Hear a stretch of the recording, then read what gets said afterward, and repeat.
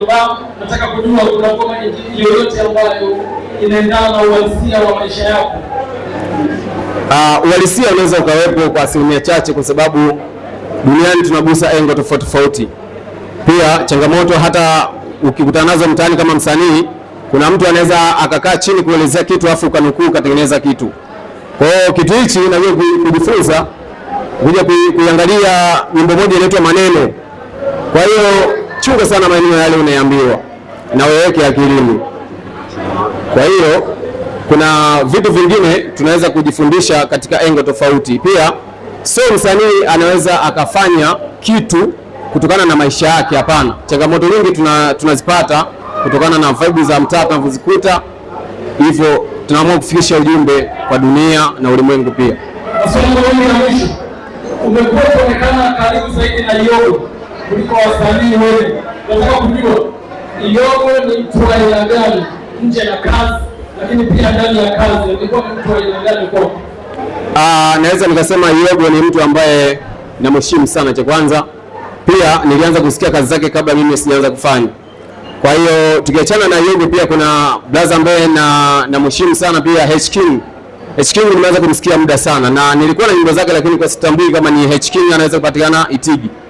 Kwa hiyo Yogo ni mtu ambaye kagusa sana uwepo wangu, pia kanishauri vitu vingi mpaka nimefanya video kutoka Itigi kwenda kufanya video Singida. Sio kitu cha kitoto, na tumekutana na changamoto nyingi sana mpaka leo tumewafikisha hapa. Nadhani watu mnategemea vitu vizuri, na ukiona watu wanaungana wawili watatu kufanya kitu, basi umekaa chini umefanya idea moja nzuri inaweza kutufikisha, na ndio maana tukaamua kuzungumzia mwaka huu. Baada ya hii uzinduzi wa albamu yako, tutegemee nini kutoka kwako na unawaambia nini mashabiki zako? Kwa upande wa mashabiki siwezi kuangusha.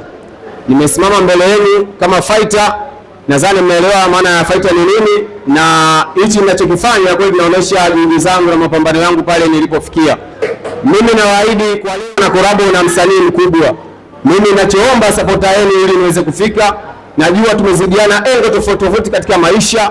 Pia hapa idadi ya watu ni wengi na kila mmoja ana ndoto zake na maono yake.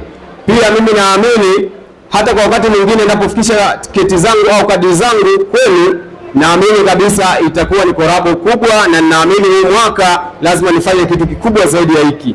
Okay, mimi nikushukuru sana King Fighter, lakini nilikwambia na mambo mawili. Baada ya mahojiano nilikwambia kwamba nina salamu kutoka Itigi TV ambazo kimsingi tusingekuja wote, nikatumwa kama mwakilishi kwao. Na hii sio tu kwako, bali ni salamu kwa wasanii wote